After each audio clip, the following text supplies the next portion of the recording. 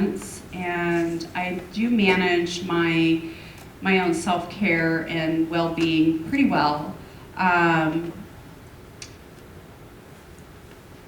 So yeah, it's affected me in a lot of different ways, but it's all overcomable, but it's good to know kind of what victims go through, and I think it is kind of a lifelong process depending on when and how that you deal with it, if you cope with it in a healthy way. Very true. Jerome, also I want to ask you this question. How have you coped with this? How will it impact you for the rest of your life? As Hope mentioned so eloquently, this will always affect me for my entire life, but will no longer define me. PTSD definitely. I used to wake up in the middle of the night screaming, feeling hands around my neck, because one of the things that the buyers of my services would do, they would choke children out to the point of unconscious. And a lot of these people were so twisted they got off on that. So I would wake up with these nightmares, and I want to also say that, I spent 12 years in the Marine Corps and earned a black belt, and still could not escape the fear that infected me. It was only through therapy and facing that hard emotional reality of what happened to me that I was able to heal and feel better. And also, what I say to people is that I was a train wreck at relationships. I say to people that I was a chaos junkie. I would seek out people that I knew it was never going to work out. And subconsciously, I was recreating the environment I grew up in, where there would be arguments, fights, and just a lot of pain and hurt. And it was only through the hard work I did in therapy that I now have a beautiful wife, 2 beautiful children, and I've been married for 12 years, and I'm very blessed. And my children are the biggest healing force alongside with God in my life, and I think I am so blessed to have them, and they teach me about unconditional love every single day of my life.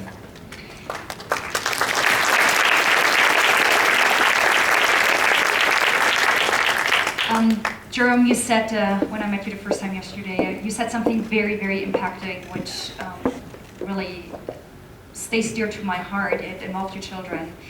And you said at one time you looked at your 5-year-old child, and I want you to talk about this. Absolutely, thank you. One of the real horrific facts about child victims is that we shoulder the burden of what happened to us. And that's part of the psychological grooming process, is that, and this is just the insanity, pedophiles will say, a 5-year-old seduced me. Unbelievable. But pedophiles will blame the child. And so you're basically shouldered with the burden as part of their psychological blackmail. So you blame yourself and you shoulder that burden. And I spent a lot of my life struggling with the fact of, like, the great question Ellie asked, why didn't you do something? And it was only when I saw my children at the age I was when I began to be trafficked that I realized just how powerless and fragile and vulnerable I was as a child. And that began another level of healing for me.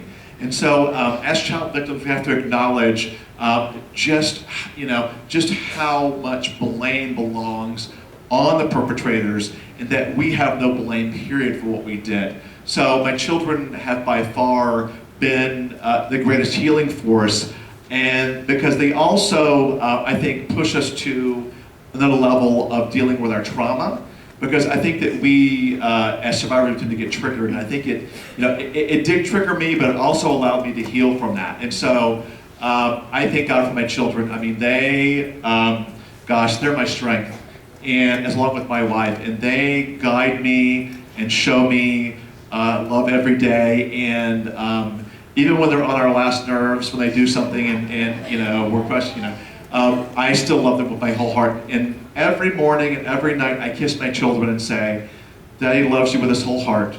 I love you no matter what you do, and I will always be here for you. Because one of the things that in my 25 years of therapy, I kept coming back to was, why am I here, and why have others not made it? Why did they die? What we came back to was that unconditional love. There was one person in my life, a great aunt, who showed me unconditional love in my life. And that is the tether that binds us to our self-esteem. So I survived because I had that small dose of unconditional love.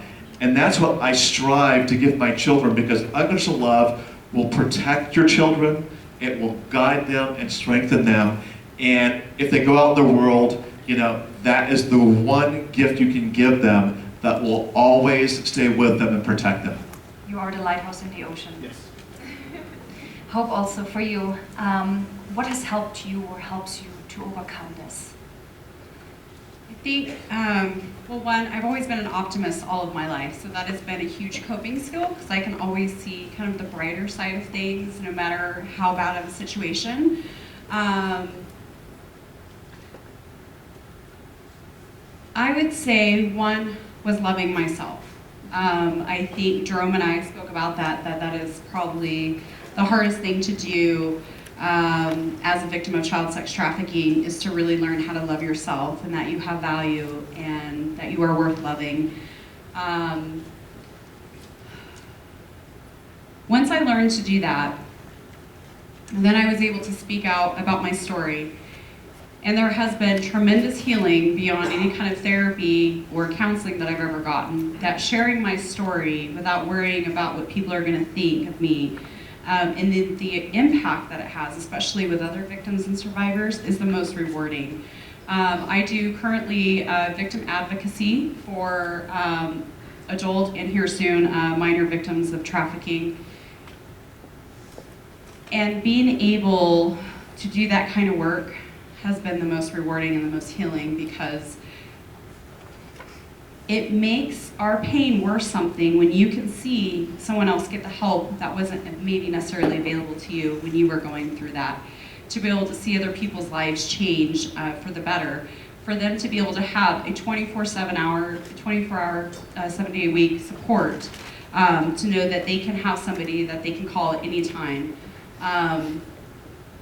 Making a change in this world for other survivors and victims is my one goal. So it doesn't matter like how much, you know, prior pain will come up. That pain I have learned to use and turn it around for something positive, and that goes, you know, I'm not the only one that's gone through this. There are millions and millions, you know, that have gone through this. And so that's kind of the fighting force, that if we can just change one life, one victim or survivor's life, we are making a huge step, because it takes a lot of work to get there. So that's what keeps me going. When I'm tired, when I'm exhausted, if I have a flashback or something like that, it is the other victims and survivors. They are my heart and my soul. They are what I live for, and this is the kind of work that I want to do and will do until the day I die, as well as Jerome. It's our passion.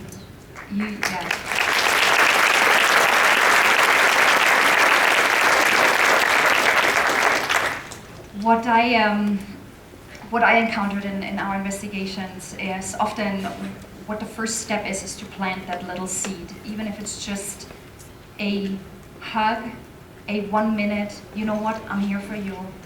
Here's my cell phone number, program it into your cell phone, call me in the middle of the night if you're in a bind. That little seed will eventually sprout and grow into, you know what, I remember this person, she reached out to me, or he, and maybe I can contact them again and get the help I need to get out of this. And I think this is where you two also start with your outreach programs, your public speaking engagements, educating everybody, planting that little seed. So I mentioned it earlier, we might have victims of commercial sexual exploitation here in the audience today, and I just want you to open your heart and address. Thank you, Ellen. I want to say to all victims and survivors that you matter, your story matters, always. You are worthy of love. I'm here, Hope's here, Ellie's here, the Human Trafficking Task Force in Lake Colorado is here. We care. Don't ever feel alone, because I felt alone, Hope's felt alone, and we were both here working 24/7 to make sure every victim and survivor never feels alone. You are an incredible person. You know, I wish I could wave a magic wand and heal all the pain that you feel, but I share my heart in the hopes that you will find the beauty in yours and share it with others as well. But until my last breath, I'll tell every victim and survivor, that I think they're beautiful and they matter. And I don't care how many times someone told you you're worthless, you're not. You matter in this world and you always will. I'm gonna take a little time to kind of see, how do I put this in words? Because I don't think words can even describe what's in my heart and in my soul for other victims and survivors.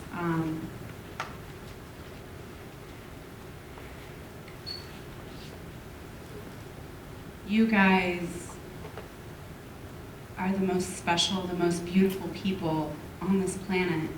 And I think a lot of beauty comes from a lot of our pain. There's a lot of beauty that can come from that. Kind of like a caterpillar to a butterfly. One, I love you guys from the bottom of my heart, and you're what I'm fighting for every single day. You are why I fight so hard in this community to get services, to get support, to get love for you, and to get you everything you need for your entire journey. When I left Colorado about 2 years ago, and I came back recently, I left here saying, I am not going to forget you guys. I will not forget you. You will always be in my heart. You're my passion, and I'm coming back for you. And I'm also coming back for all the traffickers and the child sex buyers, because I'm coming after you too. Yeah.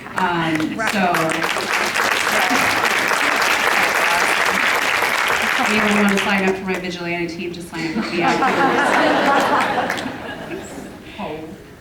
So pretty much you were loved unconditionally, especially by other fellow survivors, because we've been in your shoes. All of our stories are very unique. I also have a heart for people who have just been through child sexual abuse, because it kind of goes in the same kind of trauma. So I have a big heart for survivors and victims of that as well.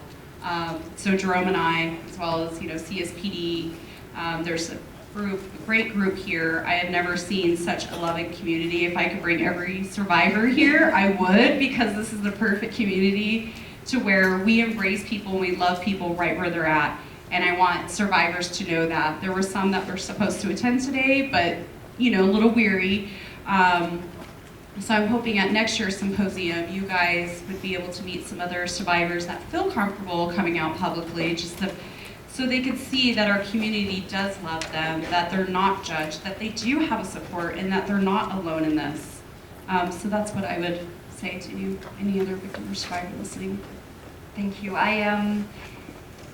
Sharing your story with me, and I've done a lot of public speaking engagements with Hope and now with Jerome. Thank you. And I think you two giving your voice to victims, to survivors who don't have a voice, and showing them it's in the very beginning. Don't be scared of the big hill, but you can do it step by step. Take baby steps.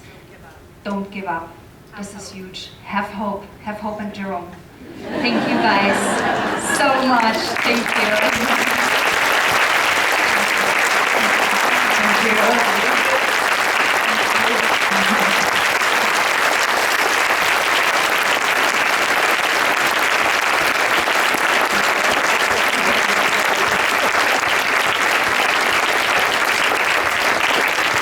So I know this is going to be a little tricky, but